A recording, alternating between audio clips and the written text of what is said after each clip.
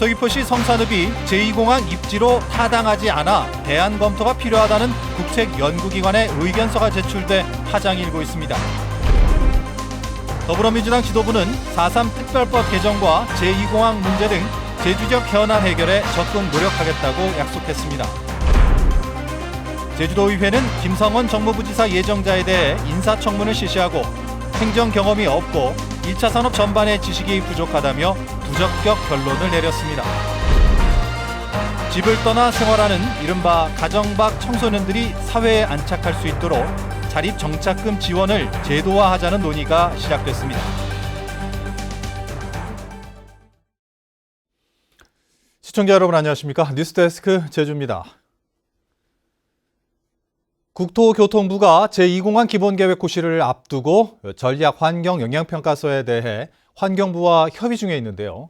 환경부가 전문 연구기관에 평가서 검토를 의뢰했더니 제2공항 입지가 타당하지 않다는 내용의 의견을 제출할 것으로 확인돼 파장이 예상됩니다. 김찬영 기자의 보도입니다.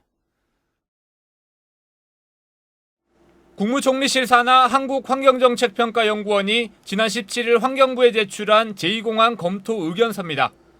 입지 타당성이 매우 낮다는 의견을 제시했습니다. 생태 보존적 가치가 큰 철새도래지와 인접한 데다 항공기와 조류의 충돌 위험이 크고 주민들의 소음 피해도 우려된다는 겁니다. 현 제주공항 확장이나 또 다른 입지 등에 대한 검토가 필요하다고도 밝혔습니다. 사회적 갈등에 대해서도 협의체나 공론화위원회 등을 구성해 주민 수용성을 우선적으로 확보할 것을 주문했습니다. 보완 요청이라든가 이런 걸 할 수 있지 않습니까? 보완 요청은 안 하는 게 아니고요. 지금 검토 중에 있습니다. 뭐 보완을 할지 뭐 이런 거에 대해서. 중단하라! 제2공항 반대 단체는 반발했습니다. 입지 부적정성이 재확인된 만큼 환경부는 전략 환경 영향 평가에 부동의하고 국토부는 기본계획 고시를 즉각 중단하라고 주장했습니다. 주민 수용성을 우선적으로 확보해야 한다고 했다. 따라서 국토부는 제주도의회가 추진하고 있는 도민 공론화를 인정하고 그 결과를 존중하여 정책에 반영하라. 환경부는 관련 법규에 따라 다음 달 19일까지 국토부가 제출한 전략 환경 영향 평가에 대한 의견을 제출해야 합니다.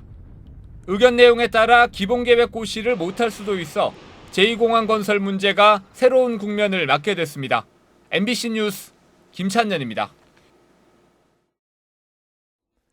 제2공항 도민 공론화 특위 구성 결의안에 대한 도의회 심의를 하루 앞두고 찬성과 반대 단체들이 총력전을 펼치고 있습니다. 제2공항 저지 비상도민회의는 내일까지 도의회 앞에서 48시간 철야 필리버스터와 촛불 집회, 단식 농성을 진행할 예정이고 제2공항에 찬성하는 서귀포시 남원읍과 표선면 주민들은 공론화 반대 건의서를 1000여 명의 서명을 받아 도의회에 제출했습니다. 도의회는 내일 오전 10시에 운영위원회를 열어 공론화 특위 결의안의 상정 여부를 심의하며 오후 2시에 열리는 본회의에 상정돼 재석 의원 과반수가 찬성하면 통과됩니다. 더불어민주당 지도부가 4.3 특별법 개정 등 제주적 현안 해결을 돕겠다고 약속했습니다. 제2공항 문제에 대해서도 중앙당 차원에서 관심을 갖고 긴밀하게 대응하기로 했습니다. 조인호 기자입니다. 더불어민주당 중앙당과 제주도당 지도부가 한자리에 모였습니다. 내년 정부 예산에 포함시킬 제주 지역 사업과 지역 현안들을 논의하기 위해서입니다. 이해찬 대표를 비롯한 중앙당 지도부는 4.3 희생자 배보상을 위한 특별법 개정과 지원 사업을 위해 최선을 다하겠다고 밝혔습니다. 진상규명과 피해 보상 등 사태의 완전한 해결을 통해서 제주도민의 상처를 치유하고 국민 통합의 전기를 마련하는 데 각별히 노력하도록 하겠습니다. 4.3 사태의 완전한 해결과 또 국민 통합을 위해서 최선을 다하고 특히나 4.3 평화공원 완성을 위해서도 당이 최대한 노력하겠다는 그런 말씀을 드립니다. 문재인 대통령의 대선 공약인 농산물 해상 운송비 지원도 정부와 협의하기로 했습니다. 해상 운송비 지원은 대선 공약이기도 합니다. 관련 예산은 반드시 관철돼야 된다. 그리고 당이 적극적으로 노력하겠다는 말씀을 드리고요. 비공개로 진행된 현안 보고에서 제주도당은 제2공항 문제와 도의회의 공론화 특위 추진 상황을 보고했고 중앙당도 정책위 차원에서 관심을 갖고 여론의 동향을 보고받기로 했습니다. 그리고 제주 제2공항과 관련된 갈등이 좀 지속되고 있는 상황이어서 이에 대한 더불어민주당 차원의 많은 관심이 요구되어지고 있고요. 민주당은 중국의 사드 보복과 한일 경제전쟁 여파로 관광산업이 침체되고 가을 태풍 피해도 큰 만큼 내년 예산안에 최대한 반영하겠다고 약속했습니다. MBC 뉴스 조인호입니다. 제주감귤연합회는 국회 김학용 환경노동위원장을 면담하고 여야 4당 원내대표에게 감귤 농산물 산지유통센터를 주 52시간 근무에서 제외해달라는 건의문을 전달했습니다.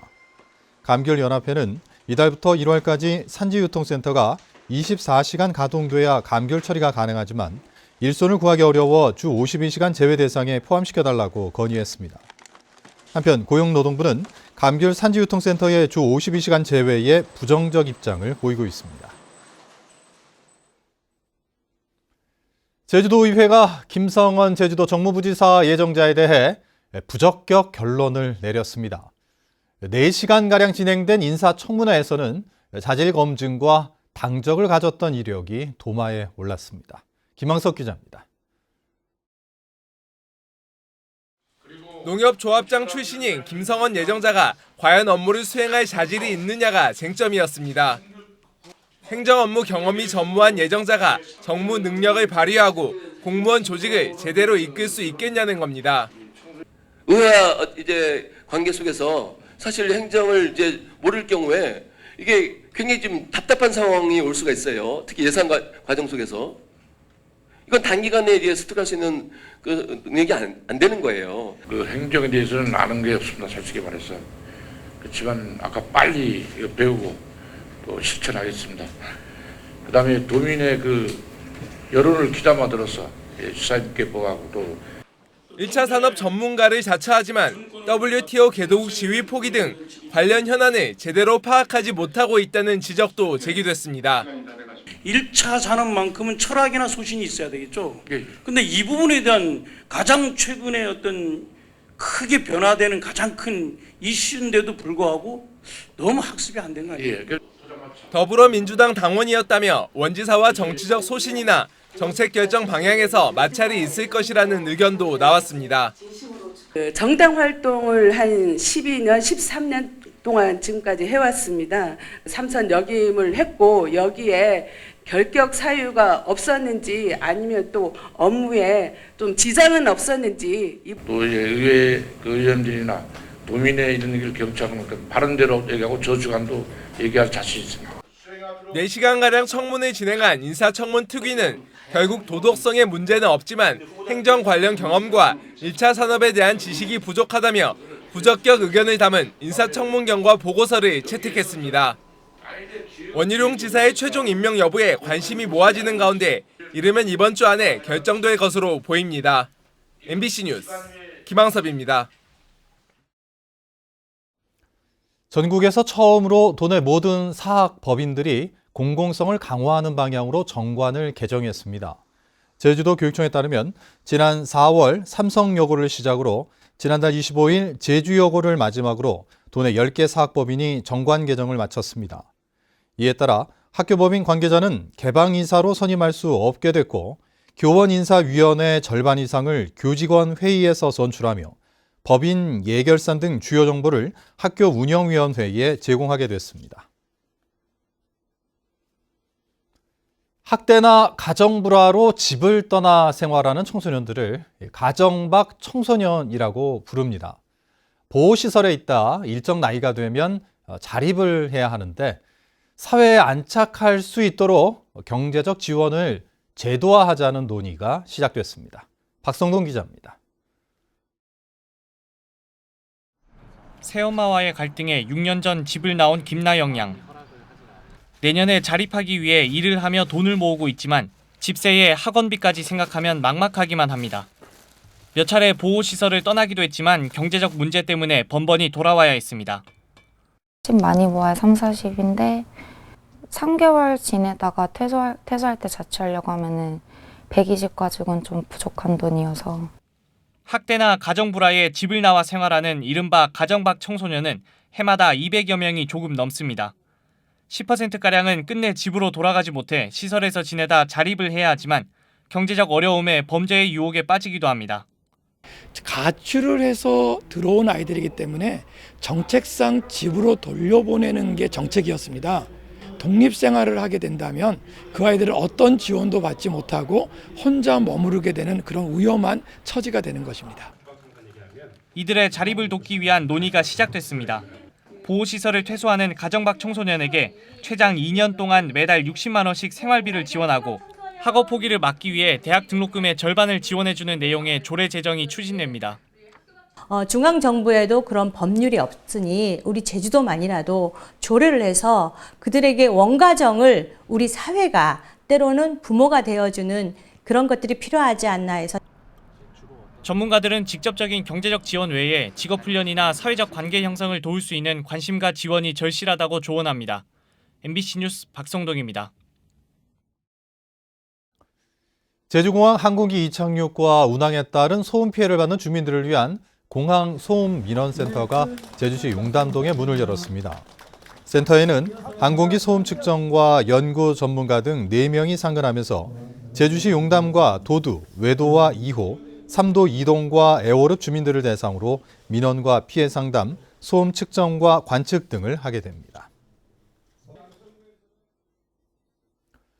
민주노총 제주본부는 오늘 제주도청 앞에서 집회를 열어 원희룡 지사는 북부광역환경관리센터, 교통약자 이동지원센터에 대한 민간 위탁을 중단하고 문제 해결을 위해 노정교섭에 나서라고 촉구했습니다. 이들은 지난 200일 동안 천막 농성을 통해 제주도의 무차별적인 민간 위탁 사무 중단 등을 요구해왔지만 제주도는 책임 있는 답변을 하지 않고 있다며 공공서비스 업무의 민간 위탁 업무를 중단할 때까지 투쟁하겠다고 밝혔습니다. 서귀포시 표선면 세화 1, 2 마을회는 성명을 통해 양돈 악취 고통에서 벗어날 수 있도록 양돈업 허가권자인 제주도지사가 특단의 조치를 내리라고 요구했습니다. 이들은 지난해 제주도가 양돈 악취를 근절하겠다고 공언했지만 양돈업자에게 악취 측정 날짜를 미리 알려 악취 관리지역 지정을 피할 수 있는 편법의 기회를 제공하고 있다며 악취 관리지역 지정 기준치를 강화할 것을 촉구했습니다. 제주도의 유네스코 생물권 보존지역 확대 지정 기념 행사가 제주시 한라 수목원 일대에서 열렸습니다. 샤바즈칸 유네스코 아시아태평양 지역 과학국장은 제주를 찾아 인증서를 제주에 전달하고 생물권 보존지역 확대 의미와 미래 비전 등을 강연했습니다. 2002년 지정된 제주 생물권 보존지역은 보호지역은 해발 200m 이상 중산간과 서귀포 앞바다에서 지난 6월 제주도 전역으로 확대됐습니다. 난폭운전에 항의하는 운전자를 가족 앞에서 폭행한 제주 카니발 사건의 피의자가 검찰에 송치됐습니다. 제주 동부경찰서는 33살 강모 씨에 대해 상해와 재물손괴, 아동학대 혐의를 적용해 기소 의견으로 검찰에 송치했습니다. 강 씨는 지난 7월 제주시 조천읍 우회도로에서 끼어들기에 항의하는 40대 운전자를 부인과 자녀들이 보는 앞에서 폭행하고 휴대전화를 빼앗아 부순 혐의를 받고 있습니다. 제주지방법원 서근찬 판사는 선원법 위반 혐의로 기소된 57살 이모 씨에게 벌금 500만 원을 선고했습니다. 이 씨는 인터넷 홈페이지를 통해 선원을 모집한 뒤 지난 2017년 11월부터 6개월 동안 16차례에 걸쳐 26명의 선원을 취업시켜 소개비 명목으로 1,600만 원을 챙긴 혐의로 재판에 넘겨졌습니다. 제주적 기업 경기가 5개월째 내리막을 걷고 있습니다. 한국은행 제주본부가 발표한 제주적 기업 경기 조사에 따르면 지난달 기업 경기 실사지수는 60으로 전달보다 5포인트 떨어져 지난 5월 76을 정점으로 5개월째 하락했습니다. 뉴스데스크 제주를 마칩니다. 시청해주신 여러분 고맙습니다.